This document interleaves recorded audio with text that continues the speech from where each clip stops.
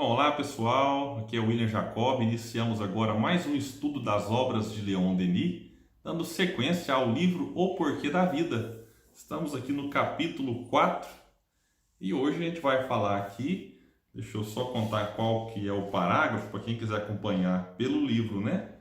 Hoje falaremos aqui a partir do 6º parágrafo, é um parágrafo muito bonito.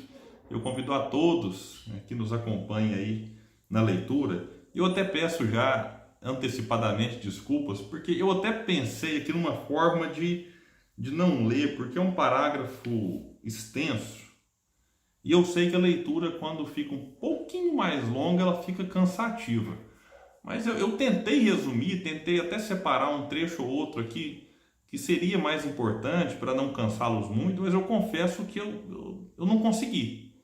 Então já peço desculpas, eu vou ler o capítulo todo, às vezes eu faço uma pausa aqui ou outra, mas é impressionante. Eu quero ler justamente para mostrar a todos vocês a forma, quando a gente fala a forma poética, a forma bonita, como Leon Denis escrevia a respeito de coisas mais variadas. Aqui agora ele vai fazer ele vai descrever aquilo que a gente enxerga e até aquilo que a gente não enxerga de uma forma que eu simplesmente não consegui não ler. Por isso a gente vai começar aqui e depois a gente traz aí as reflexões. Lembrando só, me desculpem, no estudo anterior ele nos convidou a, durante a noite, quando tudo está em silêncio, a gente contemplar o infinito dos céus. E agora ele vai dizer o seguinte: observa a marcha ritmada dos astros, evoluindo nas profundezas. Esses focos inumeráveis são mundos, junto dos quais a Terra é apenas um átomo. Sóis prodigiosos que cortejos de esferas circundam e cujo rápido percurso se mede, a cada minuto, por milhões de léguas. Lembra que eu falei que nós temos aí aproximadamente 2 trilhões de galáxias e cada galáxia trazendo mais ou menos 100 bilhões de sóis. Então é só para a gente ter uma noção do tamanho da Terra, mas ainda assim a gente pode dizer que apesar da sua pequenez, e olha o nosso tamanho comparado ao tamanho do planeta, e aí você pega então esse nosso tamanho comparado com o tamanho do universo, pode parecer nada, mas nós somos um foco de luz no meio disso tudo e nós temos uma importância gigantesca para Deus. Então ele vai dizer aqui agora: distâncias espantosas deles nos separam. É por isso que eles nos parecem como simples pontos luminosos. Mas dirige para eles esse olho colossal da ciência, o telescópio. Distinguirás suas superfícies semelhantes a oceanos de chamas. Em vão procurarás contá-los. Eles se multiplicam até nas regiões mais recuadas. Eles se confundem no afastamento como uma poeira luminosa. Vê também nos mundos vizinhos da Terra desenharem-se os vales e as montanhas, cavarem-se os mares, moverem-se as nuvens. Reconhece que as manifestações da vida produzem-se por toda parte e que uma ordem admirável une, sob leis uniformes e através de destinos comuns, a Terra e seus irmãos, os planetas que vagam no infinito. Sabe que todos esses mundos, habitados por outras sociedades humanas, agitam-se, afastam-se, reaproximam-se, abalados por velocidades diversas, percorrendo órbitas imensas, que por toda parte o movimento, a atividade, a vida mostram-se num espetáculo grandioso. Observa nosso próprio globo, esta terra, nossa mãe, a qual parece nos dizer: vossa carne é minha, sois meus filhos. Observa a terra, essa grande nutriz da humanidade. Vê a harmonia dos seus contornos, seus continentes, no seio dos quais as nações germinaram e cresceram. Seus vastos oceanos sempre em movimento. Segue a renovação das estações, revestindo-a alternadamente de verdes adereços ou de louras colheitas. Contempla os vegetais, os seres vivos que a povoam, pássaros, insetos, plantas e flores. Cada uma dessas coisas é uma cinzeladura maravilhosa, uma joia do escrínio divino. Observa-te a ti mesmo.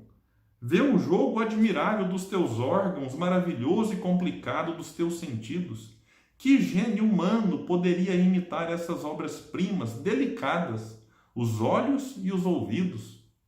Gente, é maravilhoso Leon Denis. Primeiro, ele vai lá longe, né?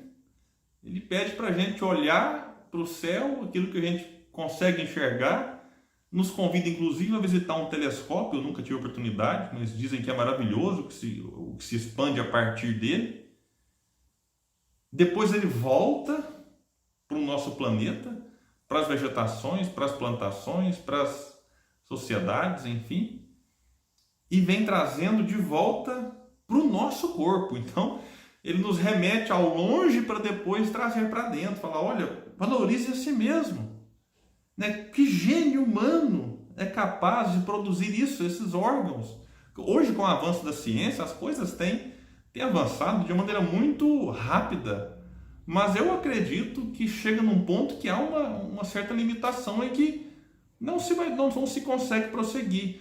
Quer dizer que a ciência vai parar de progredir? Não.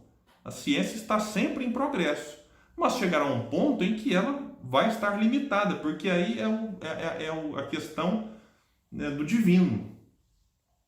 Então a gente precisa compreender que é tudo muito belo, tudo muito harmônico. O título do capítulo é, o capítulo 4, a harmonia do universo. Então Leon Denis traz para a harmonia macro e depois para a harmonia micro. E eu repito de novo, nós estamos aqui num processo de pandemia. E olha como que um vírus, né, e não só esse, mas todos os que já passaram pela história da humanidade, um ser que a gente nem enxerga. A gente não consegue, só ali tem um coronavírus. Não, você não consegue enxergar. A gente pode ou não ter sintomas que falem de que a gente está infectado pelo vírus. Mas um ser invisível é capaz de produzir vamos chamar de aparente desarmonia interna, porque a gente vai ver aqui na frente que tudo, de certa forma, está numa questão lógica, respeitando as leis, mas ainda assim, eu vou tratar do termo desarmonia em respeito às dores, às aflições e aquilo que ele nos provoca, provocando, então, uma desarmonia interna. Mas ainda assim, a gente observa como que a coisa é ampla, desde aquilo que nós precisamos do microscópio para enxergar ou do telescópio. Então, isso tudo fala de Deus. E continua Leon Denis aqui, dizendo, ele fala da beleza e tal, e chega um ponto que ele vai dizer assim: e se me censuras os flagelos, as catástrofes, tudo que vem perturbar esta ordem admirável, eu te responderei. Perscruta os problemas da natureza, ou seja, examina os problemas da natureza. Não te detenhas na superfície.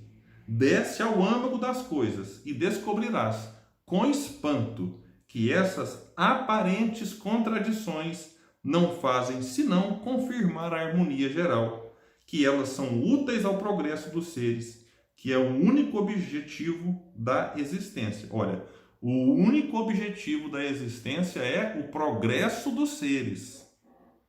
Então, todas essas aparentes desarmonias, se bem compreendidas por nós, nos auxiliarão neste progresso. William, mas e aqueles que não compreendem tudo isso e diante da desarmonia se desarmonizam, comprometendo-se gravemente? Olha, estes, até os espíritos trabalham no livro dos espíritos, mesmo que eles não percebam, eles também trabalham pelo progresso coletivo. Como vai dizer Jesus, o escândalo é necessário, mas ai, de quem provoque o escândalo.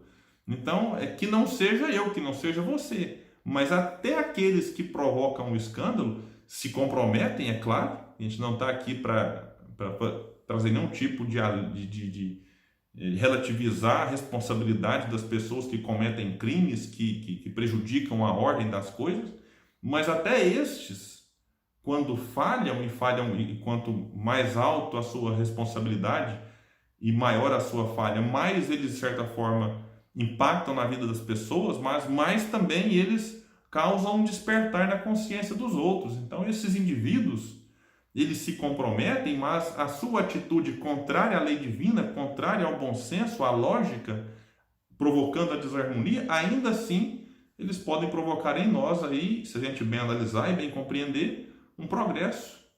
Quando a gente olha agora não para essas questões individuais, esses erros de indivíduos, mas quando a gente olha para as catástrofes climáticas, como os espíritos trabalham na lei de destruição, até elas vêm, de certa forma, provocar alguns abalos na própria sociedade, e aquilo que a gente demoraria talvez décadas, séculos para progredir num aspecto, aquela dificuldade, aquele acontecimento, ele vem provocar uma intensificação do progresso, vem acelerar o progresso da humanidade.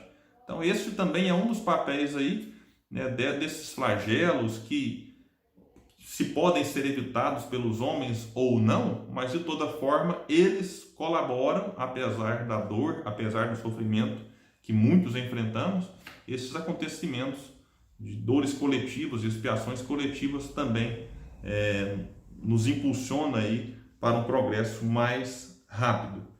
Se Deus fez o mundo, a última reflexão que Denis nos traz no livro, neste capítulo 4, se Deus fez o mundo, replicam triunfantemente certos materialistas. Quem então fez Deus? Esta objeção não tem sentido. Deus não é um ser acrescentando-se à série dos seres. Ele é o ser universal, sem limites no tempo e no espaço. Por conseguinte, infinito, eterno. Não pode haver nenhum ser acima nem ao seu lado. Lembra que Deus é todo poderoso? Então não tem ninguém mais poderoso que ele e nem tão poderoso quanto ele. É através dele que se religam, unem-se, harmonizam-se todas as forças individuais. Sem ele, isoladas e divergentes. Abandonadas a si mesmas, não sendo regidas por uma lei, uma vontade superior, essas forças não teriam produzido senão confusão e caos. A existência de um plano geral, de um objetivo comum, nos quais participam todas as potências do universo, prova a existência de uma causa, de uma inteligência suprema, que é Deus, como Kardec coloca na questão número 1 do Livro dos Espíritos. A gente percebe aqui como que o pensamento de Leon Denis está fortemente vinculado ao pensamento de Allan Kardec. Bom, meus amigos, finalizamos assim o estudo do capítulo 4 do livro O Porquê da Vida, já convidando a todos para que continuem conosco nos próximos episódios, nos próximos estudos, em que iniciaremos então o capítulo 5, em que Leon Denis vai falar para a gente a respeito das vidas sucessivas. É um tema instigante. Eu deixo o convite para todos vocês. Muita paz, que Deus nos abençoe a todos e até o próximo estudo.